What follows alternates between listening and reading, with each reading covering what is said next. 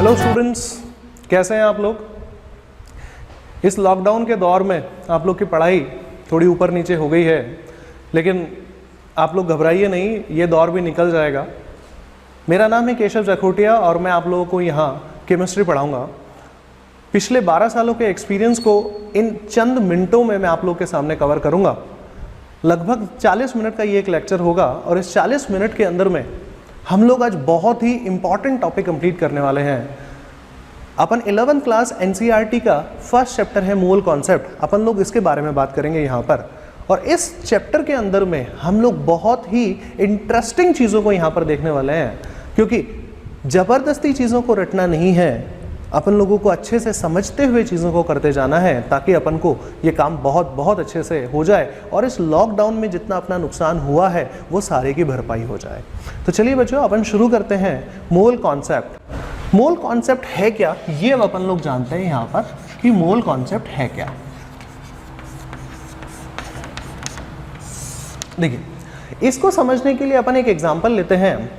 बच्चों, टॉपिक शुरू करने से पहले एक रिक्वेस्ट है, आप लोग अपने साथ में एक कॉपी पेन लेके बैठे, कुछ चीज़ें इसमें लिखते जाएं। देखिए, ये एक फिजिकल केमिस्ट्री का चैप्टर है। फिजिकल केमिस्ट्री का मतलब हो गया, देखिए नाम से ही समझ में आता है, फिजिकल केमिस्ट्री। केमिस्ट्री तो केमिस्ट्री है ही, लेकिन फिजिकल मतलब फिजिक्स उसके अंदर में कहीं जुड़ी हुई होगी, और फिजिक्स का मतलब हो गया हमारे अकॉर्डिंग, केमिस्ट्री के अकॉर्डिंग इसमें मैथमेटिक्स इन्वॉल्व होगी। तो आप लोग अगर अपने साथ एक कॉपी पेन लेके बैठेंगे तो कुछ क्वेश्चंस मैं आपको करवाऊंगा और कुछ क्वेश्चंस आप लोग साथ साथ में सॉल्व करते जाएंगे, तो आपको पता चलता जाएगा कि आप लोग कहाँ पर अपनी गलतियां कर रहे हैं और आपको अपनी गलतियां सुधारने का मौका मिलेगा। क्योंकि इस डिजिटलाइजेशन वाली पढ़ाई में आप लोगों को पता ही नहीं चलेगा कि कहाँ पर आपसे मिस्टेक हुई है। तो इसलिए अपन एक कॉपी पेन साथ में लेके बैठें, जिससे कि आप लोगों को ये टॉपिक जो है बहुत अच्छे से समझ में आ जाए। तो चलिए बच्चों, अब शुरू करते हैं अपन लोग कि मोल कॉन्सेप्ट होता क्या है। तो देखिए, मोल कॉन्सेप्ट का मतलब जानने से पहले एक एग्जाम्पल देते हैं कि बाजार में जाते हैं और बाजार में जाते ही हम लोगों ने दुकानदार से एक सवाल किया कि भैया 1 दर्जन पेंसिल देना। तो 1 दर्जन पेंसिल वो देता है, तो उसमें आती है 12 पेंसिल। अब 12 पेंसिल आपने ले लिया, आपने कहा जी 5 दर्जन दे दो, तो 5 दर्जन मतलब हो गया कि 5 × 12 कर देगा, तो वो 60 पेंसिल आपको दे देगा। लेकिन आप बाजार में जाके बोलो कि मुझे 1 मोल पेंसिल दे दो, तो दुकान वाला बोलेगा भैया ये तो मुझे समझ ही नहीं आ रहा, मोल मतलब क्या। तो अपन को ये जानना है कि मोल टर्म को अपन को यूज कहाँ करना है। तो मोल टर्म को अपन लोग यूज करेंगे केमिस्ट्री के अंदर में, सिर्फ केमिस्ट्री में ही यूज करेंगे और कहीं पर भी यूज नहीं करेंगे। तो देखो बच्चों, मैं अभी इसका रीजन बताने वाला हूं कि सिर्फ केमिस्ट्री में यूज होगा और कहीं यूज नहीं होगा। मतलब ना इसको मैथ्स में यूज कर पाओगे, ना इसको फिजिक्स में यूज कर पाओगे, ना ही अपनी रोजमर्रा वाली जिंदगी में कभी इसको यूज कर पाओगे। तो देखिए, अब जानते हैं कि ऐसा क्या है भाई, जैसे अपन मोल के बारे में बात करते हैं। तो पहले तो मैं ये बता दूं कि जब मैंने आपको एग्जाम्पल दिया तो उसी से मैं आपको बताता हूं कि इसमें है क्या। तो मोल क्या है, मोल भी एक तरह से क्वांटिटी को दर्शाने वाली कोई यूनिट है। क्वांटिटी का मतलब हो गया कि वो मात्रा को दर्शाती है, मात्रा के बारे में बताती है कि भाई मात्रा क्या है, कैसे अपन लोगों को इसको समझना है, तो ये जानते हैं, है ना। तो देखिए, अब अपन लोग क्या करते हैं, सबसे पहली चीज ये करें कि इसकी डेफिनेशन के बारे में बात कर लें कि भाई मोल की डेफिनेशन क्या है। तो देखिए, मोल की डेफिनेशन ये है कि किसी भी पदार्थ के लिए मोल जो है वो उतनी क्वांटिटी होती है जितनी कार्बन 12 आइसोटोप के 12 ग्राम में अवेलेबल एटम्स की होती है। अब देखो, बड़ी अजीब सी मैंने यहां पर एक डेफिनेशन बोल दी है, बहुत बड़ी सी मैंने आपके सामने एक डेफिनेशन रखी है। तो एक काम करता हूं, मैं वो पूरी डेफिनेशन लिखता हूं और फिर उसके बारे में अपन लोग साथ में बात करेंगे कि इसका क्या मतलब है, कैसे अपन को सीखना है, ये पूरी डिटेल से अपन लोग जानेंगे। तो देखिए, मैं डेफिनेशन लिखता हूं यहां पर,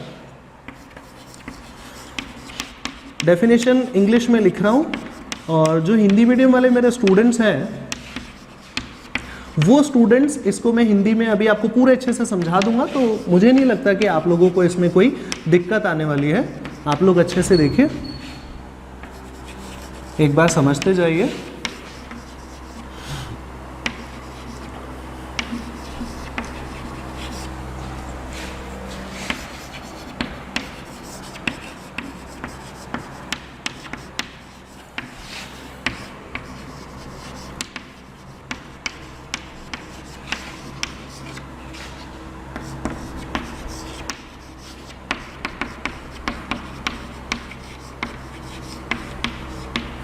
देखिए, डेफिनेशन तो यहाँ कंप्लीट हो गई है, लेकिन अब इस चीज़ को समझते हैं कि भाई मोल की डेफिनेशन है क्या। तो देखिए, साफ साफ यहाँ पे लिखा हुआ है कि मोल क्या है। मोल एक अमाउंट ऑफ सब्सटेंस को बताता है। मोल क्या बताता है, अमाउंट ऑफ सब्सटेंस को आपको बताता है कि ये कोई एक क्वांटिटी को, कोई एक मात्रा को आपको समझाएगा तो देखिए mole is defined as the amount of substance, और इसमें कितना क्वांटिटी होगा, कितना अमाउंट होगा, तो भाई उतना अमाउंट होगा एज इक्वल। इसने कहा कि उसमें कितने पार्टिकल्स होंगे, उसमें पार्टिकल्स होंगे उतने जितने 12 ग्राम कार्बन में अवेलेबल होते हैं। तो देखिए 12 ग्राम कार्बन के अंदर में जितने 12 ग्राम, अब देखिए आप यहां पे एक और टर्म देख रहे हैं कि कार्बन 12 आइसोटोप लिखा हुआ है, इसका क्या मतलब होता है एक बार इसको बताता हूं। लेकिन देखिए कि 12 ग्राम कार्बन में जितने एटम्स होंगे, जितने परमाणु होंगे, जितने परमाणुओं की संख्या होगी उतनी के उतने ही परमाणुओं की संख्या जो है वो किसी भी पदार्थ के, किसी भी सब्सटेंस के 1 मोल में अवेलेबल होगी। अपन इसको ऐसा बोल सकते हैं, तो इस डेफिनेशन को अपन लोग ऐसा लिख देते हैं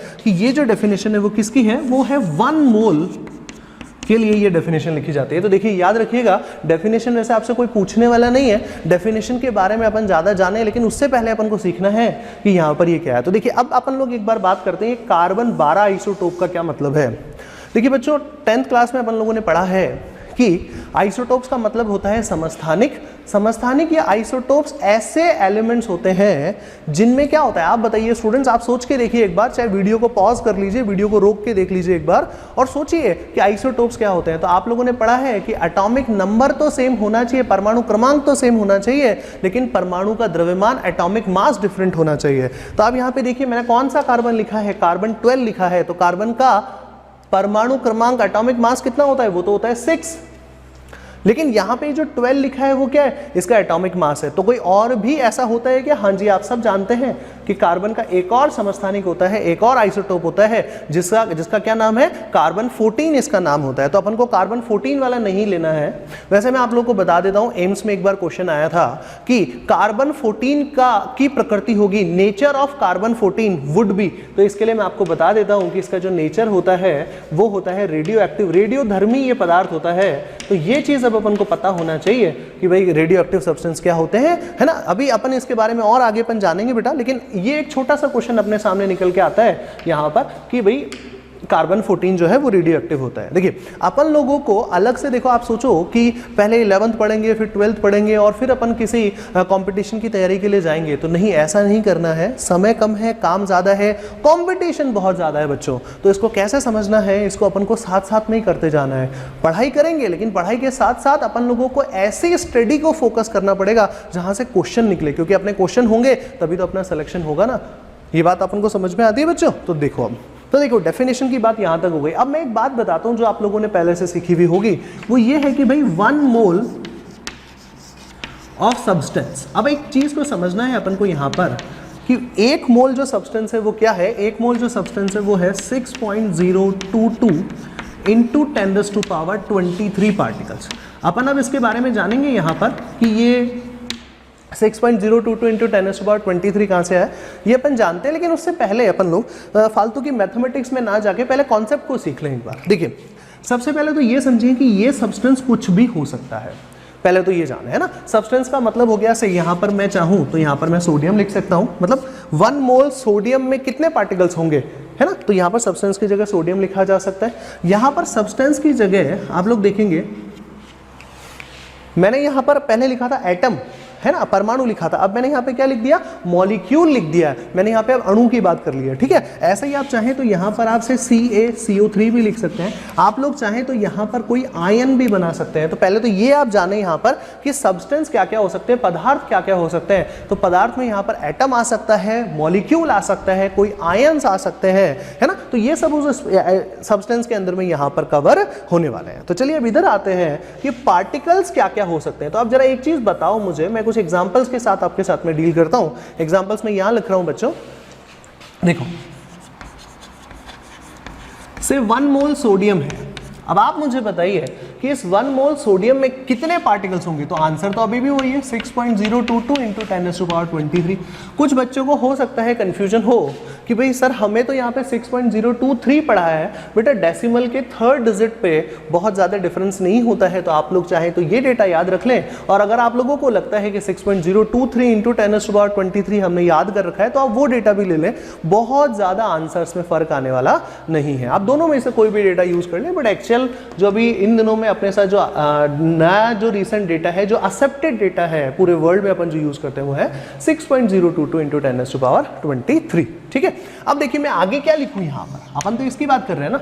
अब आप मुझे बताओ ये क्या चीज है, सोडियम। सोडियम क्या है यहाँ पर, एटम के फॉर्म में ही होगा, ये मॉलिक्यूल तो नहीं हो सकता, ये आयन तो नहीं हो सकता, तो इसका मतलब मुझे यहाँ पर क्या लिखना पड़ेगा, एटम्स लिखना पड़ेगा, राइट। तो अब देखिए है ना, परमाणु मुझे यहाँ पर लिखना पड़ेगा। लेकिन अगर जैसे ही मैंने यहाँ पर कहा कि 1 मोल H2O मेरे को यहाँ पर लेना है, तो अब आप देखिए नंबर तो अभी भी वही रहने वाला है, नंबर में कोई चेंजेस नहीं आने वाले, लेकिन यहाँ क्या लिखूँ मैं। अब देखो H2O क्या है, H2O कोई एटम तो नहीं है, क्योंकि एटम तो इसमें एक हाइड्रोजन का है और एक ऑक्सीजन का है, बट H2O मिला के क्या, तो H2O मिला के जो है हमारे पास क्या बना, मॉलिक्यूल बना। अभी बेटा अपन लोग इस पे भी जानेंगे बहुत डिटेल में कि एटम क्या होता है, मॉलिक्यूल क्या होता है, कैसे डिफरेंशिएट करेंगे कि इसको मॉलिक्यूल बोलना है, इसको एटम ही बोलना है ना, ये सारी चीजें भी अभी अपन देखेंगे। तो यहाँ पर मैंने लिख दिया मॉलिक्यूल, अपन लोग यहाँ पर लिख सकते हैं। ठीक है, चलिए अब अपन आगे देखते हैं। यहाँ पर आप देखोगे तो यहाँ पे आपने लिखा 1 मोल H+ आयन, है ना। तो अब आप नाम में ही बोल रहे हो कि H+ आयन है, तो देखो नंबर तो वही रहने वाला है, नंबर में तो कोई चेंज नहीं करना। यहाँ पे आप क्या लिखोगे, यहाँ पर आप लोग लिख सकते हो आयंस। तो भाई मैं ये जानना चाहता हूँ कि यहाँ ये जो मैं पार्टिकल्स लिख रहा हूँ इसमें क्या क्या आ सकते हैं। तो देखिए कुछ चीज़ें तो अब आपको पता चली गई है कि इसमें क्या क्या आ सकते हैं। इसमें आ सकता है एटम, इसमें आ सकता है मॉलिक्यूल, ठीक है, इसमें आ सकता है हमारे पास में आयंस, है ना। अब इसमें मैं दोनों तरीके के आयंस कवर कर सकता हूं, है ना। मतलब जैसे एक और एग्जांपल में अगर आपके सामने यहां बनाऊं कि 1 मोल Cl-, है ना, तो आप यहाँ पे क्या लिखेंगे, नंबर तो देखिए अभी भी वही रहेगा 6.022 इंटू 10⁻23। लेकिन अब यहाँ पे क्या लिख दोगे आप लोग, इसको आप लोग यहाँ पर डिफरेंशिएट करने के लिए आप लोग एनायन लिख सकते हो, है ना। बाकी अगर आप बोलते हो कि नहीं जी मुझे एनायन नहीं लिखना है, मैं तो सिर्फ आयन ही लिखना चाहता हूँ, तो भी चलेगा। लेकिन मैं आपको यहाँ बता रहा हूँ कि पार्टिकल्स में क्या क्या आ सकते हैं, आयंस भी आ सकते हैं। चलिए अब आगे बढ़ते हैं। इसके बाद में देखिए यहाँ पर इलेक्ट्रॉन्स भी आ सकते हैं, इसमें प्रोटॉन्स भी आ सकते हैं, और इसी पार्टिकल्स के अंदर में न्यूट्रॉन्स भी हमारे पास आ सकते हैं। देखिए कितनी अच्छी बात अपन लोगों ने यहाँ पे शुरू की है कि पार्टिकल का मतलब अब अपन को समझ में आने वाला है। यहाँ पर आई थिंक मेरे हिसाब से यहाँ तक आपको सब समझ में आ रहा है ना। तो देखिए अभी तक अपन ने सीखा कि मोल एक कोई क्वांटिटी है जिसका क्या लेना देना है, जिसकी एक डेफिनेशन हमने बनाई कि किसी भी सब्सटेंस की वो क्वांटिटी, ऐसी क्वांटिटी जिसमें कितने पार्टिकल्स होंगे, उतने ही पार्टिकल्स होंगे जितने कार्बन 12 आइसोटोप के 12 ग्राम्स में होंगे, है ना बच्चों। और इससे अपन को ये जो मैथमेटिकल टर्म है 1 mole of substance is equals to 6.022 into 10⁻23, ये एज इट इज अपन को बस इतना ये याद रखना है। ये 10th क्लास में भी अपन लोगों ने यूज किया हुआ है, आता कहां से वो अब अपन लोग देख लेते हैं। तो आई थिंक अब अपन को यहां तक तो समझ में आता है, अपन आगे बढ़ेंगे अब इसके बाद देखते हैं।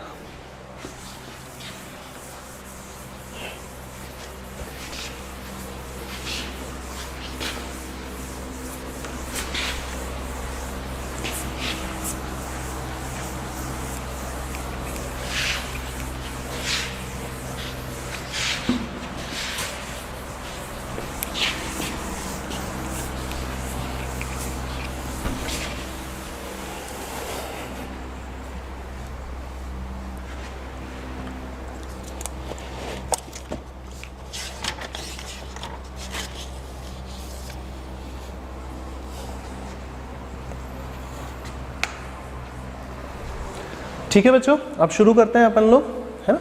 तो देखिए अब अपन लोग बात कर रहे थे कि 1 mole is equals to 6.022 into 10⁻23, है ना।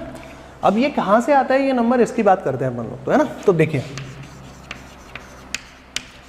मास ऑफ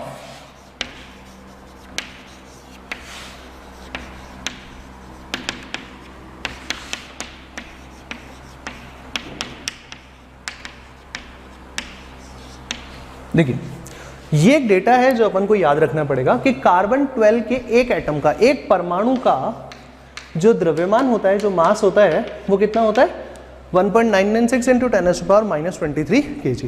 पहली बात तो मुझे ये समझाओ बच्चों, ये बताओ कि भाई कैसे पता चला ये चीज इतना होता है। मेरी बात ढंग से सुनना, हम किसकी बात कर रहे हैं, परमाणु की बात कर रहे हैं। परमाणु बचपन में क्या पढ़ा है अपन लोगों ने 9th-10th के अंदर में, परमाणु को ना देखा जा सकता है ना डिवाइड किया जा सकता है, वो तो दिखता भी नहीं है ना, इन आंखों से तो नजर नहीं आता अपन लोगों को। तो भाई परमाणु जब दिख ही नहीं रहा तो उसका द्रव्यमान, उसका मास कैसे निकाल लिया।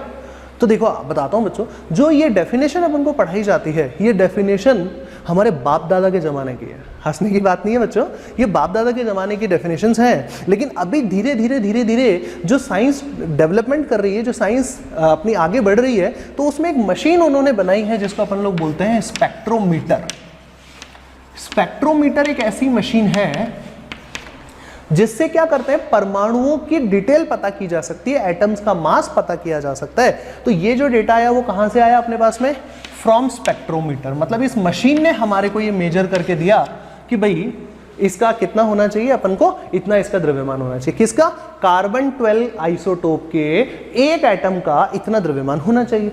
अब उल्टा सोचो जरा, उल्टा क्या सोचेंगे, उल्टा ये सोचो कि भाई 1.996 इंटू 10⁻⁻23 ग्राम्स अगर मास है ना, तो ये जो मास है वो कितने एटम के पास होता है भाई, is contained by 1 atom of carbon, है ना। अब देखो अपन ने अभी क्या डेफिनेशन पढ़ी थी, मोल की डेफिनेशन। देखिए मैं बहुत स्लो पढ़ा रहा हूँ आप लोगों को ताकि हर चीज़ अच्छे से समझ में आए, है ना, क्योंकि 10 से जस्ट आए हो तो एकदम से ऐसा बाउंस नहीं मार सकते कि ये भी कर लो ये भी कर लो, ऐसे इतनी सारी चीज़ें एक साथ नहीं बताएंगे, धीरे धीरे चलेंगे अपन, है ना। शुरुआती एक लेक्चर अगर आप अच्छे से समझ गए तो मान लेना मोल में आप लोग धीरे धीरे सब अच्छा करने लगेंगे बच्चों, है ना। तो चलिए अब देखते हैं कि क्या लिखा हुआ है, इतने सारे जो पार्टिकल्स होंगे, सॉरी इतने सारे जो मास होगा वो कितने एटम के पास होगा, एक एटम के पास ही होगा, है ना। और वो हो गया हमारे पास में कार्बन, कौन सा, कार्बन 12। अब सोचो जरा, आपकी डेफिनेशन ये कहती है कि 12 ग्राम कार्बन में, 12 ग्राम कार्बन 12 में जितने परमाणु होते हैं उसी को अपन एक मोल बोलते हैं, यही तो अपन ने कहा। तो देखिए अगर इतना सारा मास कितने एटम्स के पास है, एक एटम के पास है, तो अगर 1 ग्राम मास की अगर मैं आप लोगों से बात करूं तो वो कितने के पास होगा, 1/996 इंटू 10⁻⁻23 एटम्स, है ना। तो अब आप इस चीज को समझिए कि अगर आपको 1 ग्राम मास चाहिए तो उसमें कितने परमाणु आ जाने चाहिए, कितने एटम्स आ जाने चाहिए, इतने। लेकिन हमको एक एटम नहीं चाहिए, हमको तो कितने एटम्स के लिए कैलकुलेशन करनी है, हमको तो 12 ग्राम के लिए कैलकुलेशन करनी है ना, क्योंकि 12 gram of mass is contained by, अब क्या करेंगे 1.996। अब देखिए ये 10⁻⁻23 है, ऊपर जाएगा तो क्या हो जाएगा, पॉजिटिव, है ना। तो 10⁻23 हो गया, और यहाँ पे मैं क्या कर देता हूँ 12 से मल्टीप्लाई कर देता हूँ, है ना, एटम्स ऑफ कार्बन 12। देखिए जब आप इसको सॉल्व करेंगे तो ये डेटा अपने पास आएगा 6.022 इंटू 10⁻23 एटम्स ऑफ कार्बन, है ना। तो आई थिंक देखो आप लोगों को भी पता भी चल रहा है कि ये नंबर कहाँ से आ गया, है ना।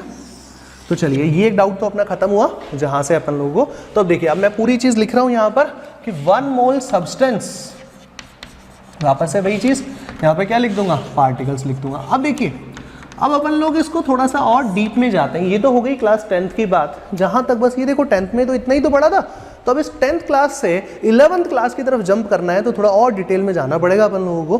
तो देखो अपन लोग एटम तो जानते ही है, परमाणु क्या होता है, परमाणु किसी भी पदार्थ की वह छोटी से छोटी इकाई होती है। Atom is defined as the smallest particle, smallest part of an entity which can explain all the physical and chemical properties. ऐसे ही पढ़ा है अपन लोगों ने, राइट। लेकिन एटम के अंदर क्या क्या होते हैं, इलेक्ट्रॉन होते हैं, प्रोटॉन होते हैं, न्यूट्रॉन होते हैं। अपन इनके बारे में जाने तो सही कि भाई इनके बारे में क्या है। तो बच्चों एक बार वीडियो पॉज करो और खुद से सोचो इलेक्ट्रॉन का मास कितना, प्रोटॉन का मास कितना, न्यूट्रॉन का मास कितना और इनके ऊपर चार्ज कितना। क्योंकि अगर आपको ये पता होगा तो आप मान के चलिए कि जो अपन इसके अंदर में आगे क्वेश्चंस करने वाले हैं वो क्वेश्चंस बहुत अच्छे से आप लोगों से हो जाएंगे। चलिए शुरू करें अपन लोग चीज को।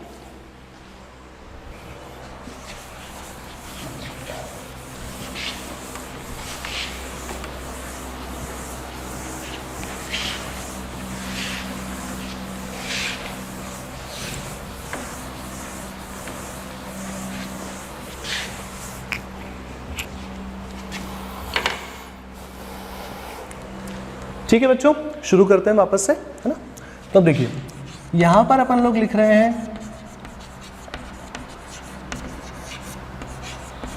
आप लोगों को लग रहा होगा कि यहां पर अपन मोल कॉन्सेप्ट पढ़ रहे हैं, या इलेक्ट्रॉन प्रोटॉन की बात कर रहे हैं। धीरे धीरे बेटा आप लोगों को ये सब समझ में आ जाएगा कि अपन लोग क्यों ऐसा कर रहे हैं और इसकी ज़रूरत क्या है अपन लोगों को, है ना।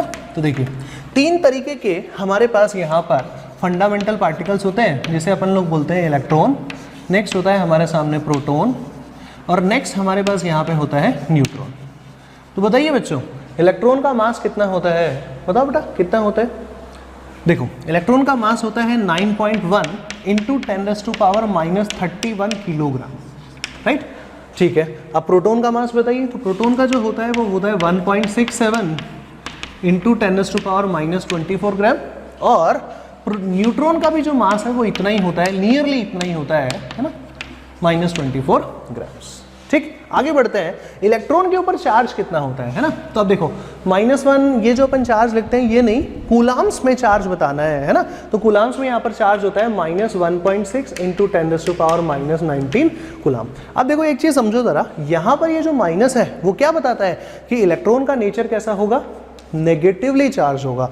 अब देखो यहाँ पर प्रोटॉन के ऊपर कौन सा चार्ज होता है, पॉजिटिव चार्ज होता है। तो यहाँ पर देखो इसके ऊपर क्या होना चाहिए, 1.6 इंटू 10⁻⁻19 कूलाम्स यहाँ पर इसका चार्ज होना चाहिए। ठीक है, और न्यूट्रॉन पे कितना चार्ज होता है, तो न्यूट्रॉन पे अपन लोग क्या लिखते होते हैं, यहाँ पर न्यूट्रॉन पे अपन लोग लिख रहे होते हैं 0। तो इसका क्या मतलब हो गया, यहाँ पर इसके ऊपर चार्ज होता है न्यूट्रल। न्यूट्रल मतलब कोई भी चार्ज नहीं होता है। ठीक है, अब देखिए, अब थ्योरी बहुत पढ़ ली, अब कुछ क्वेश्चंस करने की तो प्रैक्टिस आनी चाहिए ना, कि क्वेश्चन कैसे करेंगे अपन लोग। तो देखिए क्वेश्चन लिखता हूं मैं आप लोग के सामने।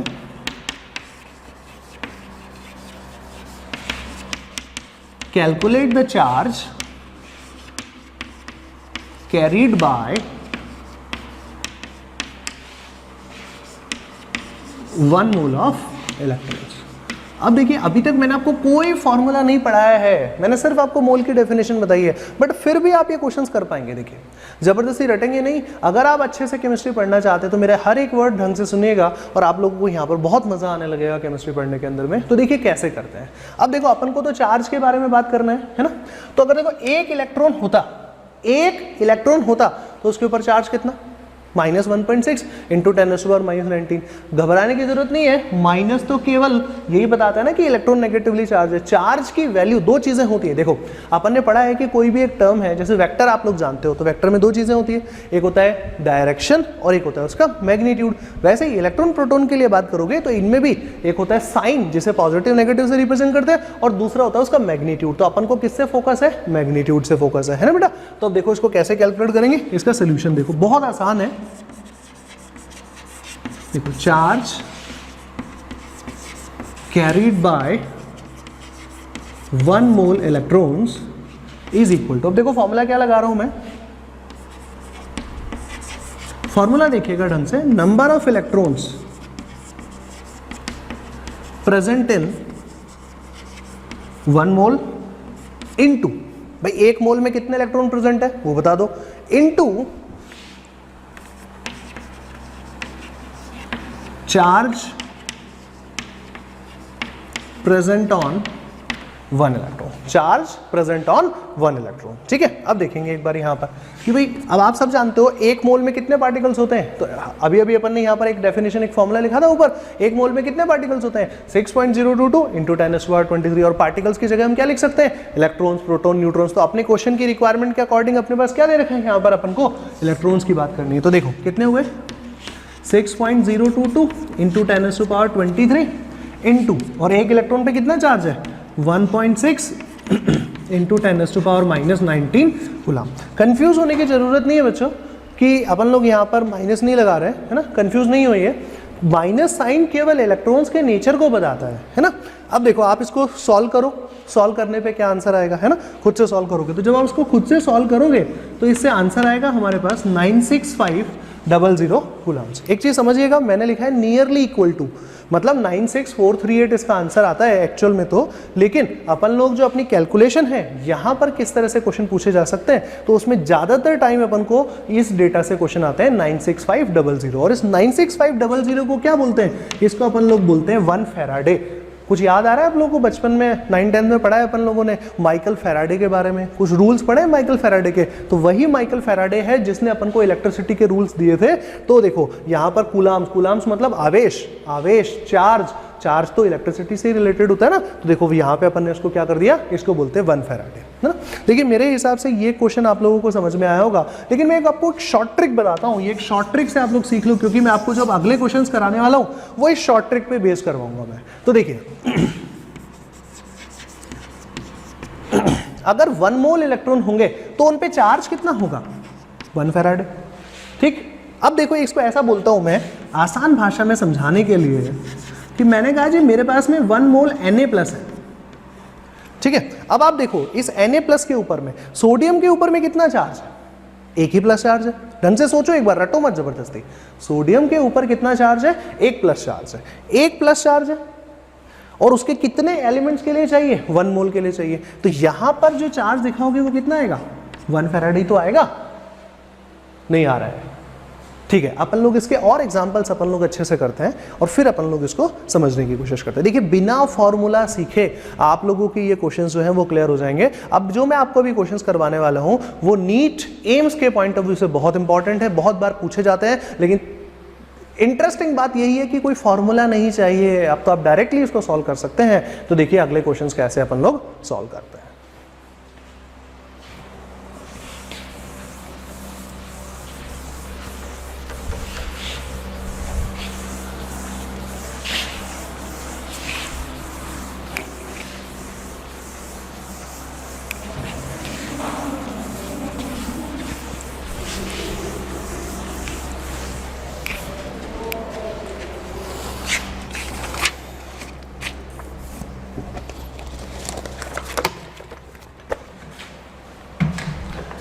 ठीक है बच्चों, अब कुछ क्वेश्चंस लिखते हैं, मैं क्वेश्चन सारे लिख देता हूं और फिर एक एक करके अपन इसको समझते जाएंगे और अपनी अंडरस्टैंडिंग को और बेहतर बनाते जाएंगे। चलिए बच्चों शुरू करते हैं।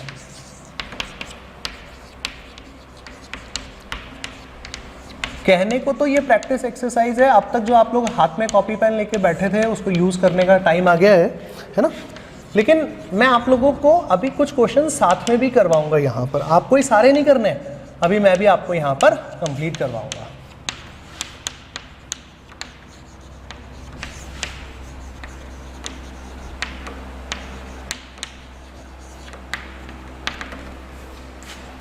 देखिए सबसे पहला क्वेश्चन है हमारे पास,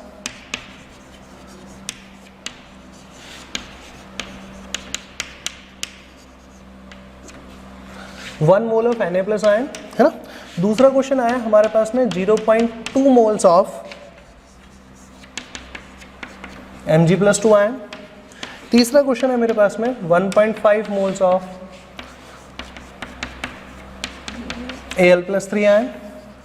फोर्थ क्वेश्चन है हमारे पास में 0.3 मोल्स ऑफ SO4-2 आयन। चलिए अब देखिए अपन लोग इसको कैसे सॉल्व करेंगे। तो बहुत ही आसान से ट्रिक अपन ने सीखी कि 1 मोल चार्ज, देखिए E-, अपन लोगों ने यही तो पढ़ा था, अभी भी मैंने आपको क्या ट्रिक बताई थी यहाँ पर कि भाई 1 मोल इलेक्ट्रॉन है तो उसके ऊपर कितना आवेश होना चाहिए, 1 फैराडे, क्योंकि देखो टाइम बचाना है अपन लोगों को, है ना। तो अब देखो यहाँ पर क्या करेंगे, इसको कैसे सॉल्व करना है। सॉल्व करने का ट्रिक है हमारे पास में, कितना चार्ज अवेलेबल है, +1, तो यहाँ पे अपन ने लिख दिया 1। प्लस का क्या मतलब है, वो उसका नेचर बता रहा है। यहाँ पर माइनस का क्या मतलब है, वो इस सल्फेट का नेचर बता रहा है ना। चार्ज का हमें मैग्नीट्यूड देना है, मात्रा देनी है, साइन से अपना कोई आंसर बनता ही नहीं। साइन तो बहुत आसान है, देखते ही नहीं पता चल रहा है, ऐसा कोई इजी क्वेश्चन थोड़ी पूछेगा यार, है ना। तो देखिए यहाँ पे लिखा आपने 1 × कितने मोल है, जितने मोल उतने फैराडे, यही तो मतलब सीखा भाई। 1 मोल तो 1 फैराडे। मैंने कहा जी 2 मोल इलेक्ट्रॉन होते तो बताओ उस पर कितना चार्ज होता, तो आप लोग का आंसर क्या आता, 2 फैराडे आता। मैंने कहा जी 5 मोल इलेक्ट्रॉन होते तो आपका आंसर क्या आता, 5 फैराडे आता। तो देखो बस चार्ज अब हमको ध्यान रखना है कितना चार्ज है, तो +1 चार्ज आ गया यहाँ पर, है ना। अब कितने मोल है यहाँ पर, 1 मोल है, तो यहाँ पर मेरे को क्या लिखना चाहिए, 1 फैराडे लिखना चाहिए। तो अल्टीमेटली आंसर कितना आया, 1 फैराडे, ठीक है। यहाँ देखो अब इसके ऊपर आवेश कितना है, इसके ऊपर चार्ज कितना है, +2, तो यहाँ पे लिख दिया 2, ठीक है। इसके ऊपर मोल्स कितने हैं इसके पास में, 0.2 मोल्स, तो 0.2 मोल्स मतलब कितने फैराडे, 0.2 फैराडे होना चाहिए। आंसर कितना है बेटा जी, 0.4 फैराडे इसका आंसर आना चाहिए, ठीक है। इसी तरह से यहाँ पर देखो आवेश कितना है, +3, तो यहाँ पर आ गया 3, ठीक है। इनटू में यहाँ पे 1.5 मोल्स है तो ये हो गया 1.5 फेराडे। सॉल्व करने में आंसर आ रहा है बेटा जी अपना 4.5 फेराडे। नेक्स्ट की बात करते हैं यहाँ पर SO4 -2, इसकी बात देखो तो देखो -2 इसके ऊपर चार्ज है इनटू कितने मोल्स है 0.3 मोल्स है 0.3 मोल्स, तो ये यहाँ पे क्या हो जाएगा 0.6 फेराडे इसका आंसर आना चाहिए। आई होप बच्चों देखो आप लोगों को यहाँ तक ये चीजें समझ में आएगी। तो चार्ज से रिलेटेड कोई क्वेश्चन बनेगा तो कर लोगे आप लोग अब, ठीक है। चलिए अब देखो अगला क्वेश्चन करते हैं अपन लोग यहाँ पर। अगला क्वेश्चन क्या है वो देखते हैं।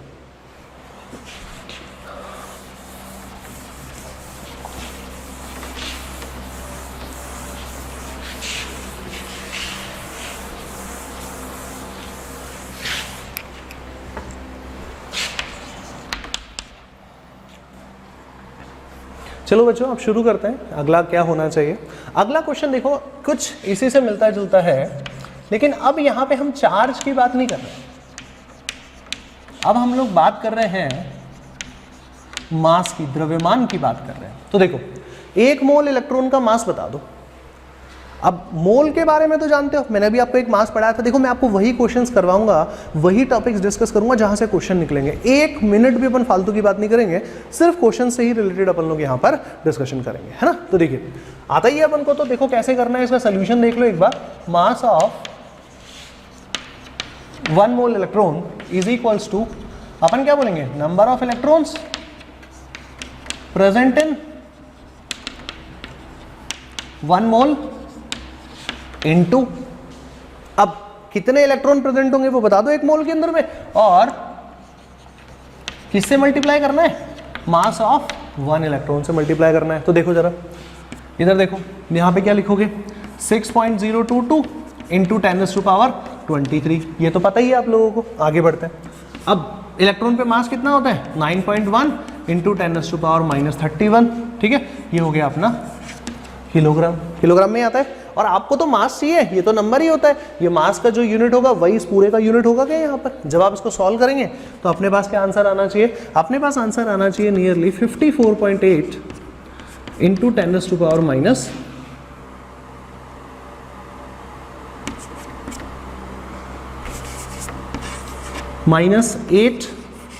किलोग्राम मेरे पास इसका आंसर आना चाहिए, राइट, -8। अब देखो या तो आप इसको याद रख लो, अदरवाइज इसका एक और दूसरा पार्ट है, अपन इसको ऐसा भी तो लिख सकते हैं 0.548। मैं इस नंबर को चेंज कर रहा हूं देखो, इंटू 10⁻2 लिखा जा सकता है इसको, है ना।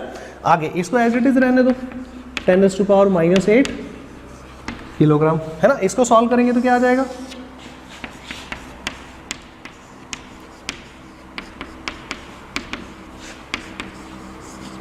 -6 किलोग्राम, है ना। तो आगे देखो इसको अपन ऐसा लिख सकते हैं कि 0.548, इसको क्या बोलते हैं, माइक्रो किलोग्राम, है ना।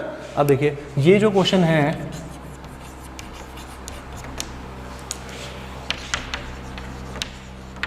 RPMT में पूछा गया था। तो बच्चों देखो आपको ये चीज समझ में आ रही है कि कैसे अपन लोग देखो बिना किसी फॉर्मूला के इससे रिलेटेड टॉपिक्स अपन लोग कंप्लीट कर पा रहे हैं, है ना। अब देखो अपन लोग अब 1-2 टॉपिक और अच्छे से करते हैं यहाँ पर, 1-2 क्वेश्चंस और करते हैं, है ना। फिर अपन को और अपनी अंडरस्टैंडिंग क्लियर होने वाली है यहाँ पर।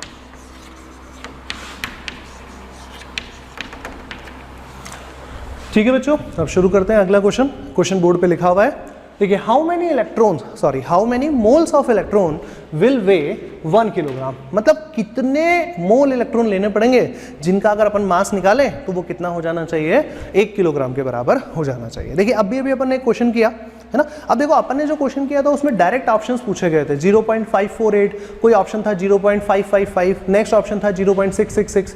तो आपको पूरा सॉल्व करने की अब जरूरत नहीं है, आपको तो पता चल गया है ना। तो यहाँ पर देखो मैं ऐसा लिख सकता हूँ क्या, जो अपन लोगों को पहले से पता है वो ये है कि 0.548 micro kilograms of electrons carry 1 मोल, यही तो होता है ना। अब आप देखो कि आपको क्या चाहिए यहाँ पर, 1 मोल इलेक्ट्रॉन का मास कितना होता है, इतना ही तो होता है, यही तो पढ़ा था पिछले क्वेश्चन के अंदर में अपन लोगों ने, है ना। तो आप देखो वापस उल्टा करो कि भाई इसको ऐसा लिखा जा सकता है क्या, माइक्रो की जगह में क्या लिख सकता हूँ यहाँ पर 10⁻⁻6 लिख सकता हूँ। तो देखो कितना आसान हो गया, मैं यहाँ पे लिख देता हूँ कि मुझे तो जी 1 किलोग्राम इलेक्ट्रॉन का मास बता दो।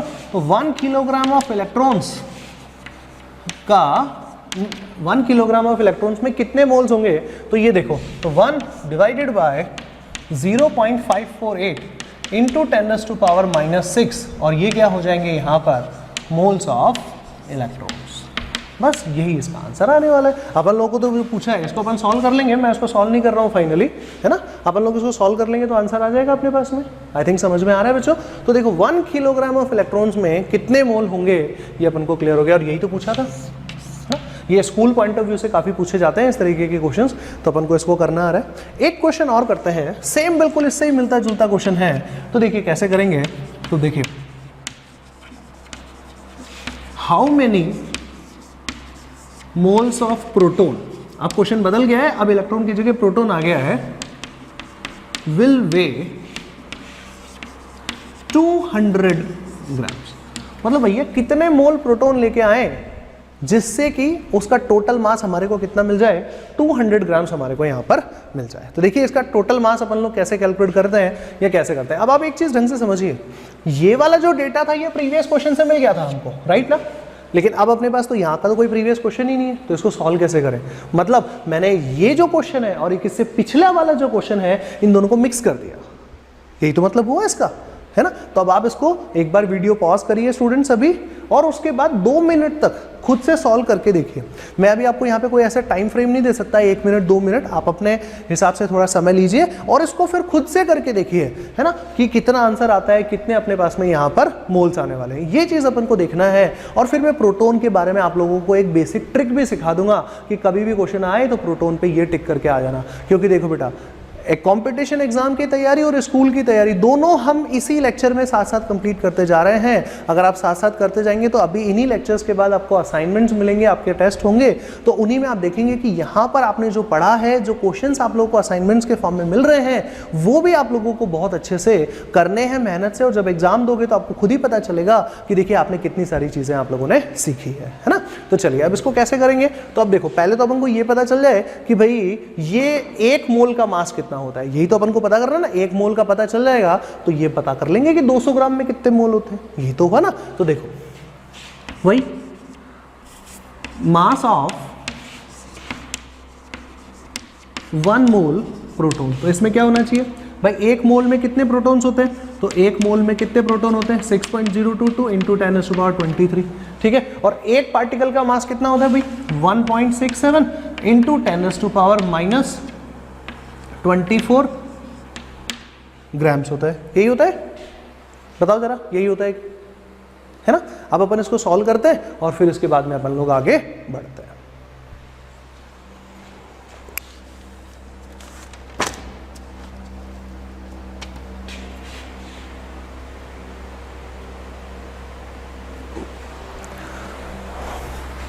ठीक है बच्चों, शुरू करते हैं। ये जो डेटा मैंने यहाँ पर लिखा है ये ग्राम्स में लिखा है, आप चाहें तो इसको किलोग्राम्स में भी लिख सकते हैं, है ना। अपन लोग इसको सिंपल अभी ऐसे इसी में सॉल्व कर लेते हैं ग्राम्स के अंदर में। क्यों? क्योंकि अपने जो क्वेश्चन है वो यहाँ पर किसके अंदर में, ग्राम्स के अंदर में। जब इसे सॉल्व करेंगे तो यहाँ पर डेटा आएगा 10.04 इंटू 10⁻⁻1 ग्राम। नियरली आप देखेंगे तो ये डेटा कितना हो गया 1.004 ग्राम। तो अपन लोग ये कह सकते हैं क्या 1 मोल प्रोटोन का मास कितना 1 ग्राम, नियरली इसको 1 ग्राम बोल दूं, है ना। तो देखो आंसर यहीं से निकल गया, अपन को एक्स्ट्रा आगे नहीं बढ़ना है। ये सारे जो क्वेश्चन है बेटा अपन लोग यहाँ पे जो डिस्कस कर रहे हैं ये प्रीवियस एग्जाम्स में आए हुए क्वेश्चंस हैं, तो अपन को इनका ट्रिक देखना है। देखो एग्जामिनर आपको 1-2 मिनट में क्वेश्चन सॉल्व कराना चाहता है तो आपको पूरी कहानी नहीं पूछ रहा है, वो आपसे ट्रिक पूछ रहा है। तो देखो 1 ग्राम प्रोटोन में कितने मोल्स होते हैं 1 मोल होते हैं। तो अब जरा इसमें बताना जरा 200 ग्राम्स में कितने मोल्स होंगे 200 मोल्स होंगे। तो ट्रिक क्या बन के निकल के आया कि 1 मोल, ये केवल प्रोटॉन के केस में वैलिड होगा बेटा जी, और सबके केस में नहीं होगा। प्रोटॉन और न्यूट्रॉन्स के केस में आप इसको बोल सकते हैं, इलेक्ट्रॉन्स के केस में कभी गड़बड़ मत करके आ जाना बच्चों, ये चीज़ आप ढंग से समझ लो, है ना। तो देखो 200 मोल्स प्रोटॉन होंगे तो उनका मास कितना होगा, 200 ग्राम्स होगा, है ना। तो अब आपको चाहे ग्राम देके मोल्स पूछ ले या मोल्स देके ग्राम पूछ ले, दोनों से आप लोग इसको सॉल्व कर पाएंगे, राइट। तो देखिए बच्चों, आज अपन लोगों ने मोल्स की डेफिनेशन के बारे में सीखा, कॉन्सेप्ट्स के बारे में सीखा कि मोल क्या होता है, मोल की डेफिनेशन क्या है। अभी तक फॉर्मूला नहीं सीखा है, लेकिन अपन फिर भी इस तरीके के क्वेश्चंस को सॉल्व करने की कैपेसिटी रखते हैं। और साथ ही साथ हमने सीखा कि फैराडे, 1 फैराडे का मतलब कितना होता है, 96500 कूलाम्स। ये याद रखना है बच्चों अपन लोगों को, क्योंकि आगे आगे ये चीज़ें बहुत यूज आने वाली है और अपन को इस तरीके के क्वेश्चंस अपन को समझ में आने चाहिए। तो इस लेक्चर को मैं यहीं पे कॉल ऑफ करता हूँ, यहीं पे फिनिश करता हूँ। आई होप आप लोगों को बहुत अच्छे से समझ में आया होगा, है ना। नेक्स्ट वीडियो में अपन मिलेंगे, नेक्स्ट लेक्चर में अपन मिलेंगे एक बहुत ही इंटरेस्टिंग पार्ट के साथ में, जहां पे अपन लोग डिस्कस कर रहे होंगे मोल से रिलेटेड फॉर्मूलाज, है ना। अब देखिए अपन लोगों को मैं आपको इतना क्रिस्टल क्लियर समझा दूंगा कि कभी आपसे मिस्टेक नहीं होगी मोल के अंदर में, है ना। तो मिलते हैं नेक्स्ट वीडियो के अंदर में। टिल देन पढ़ाई करते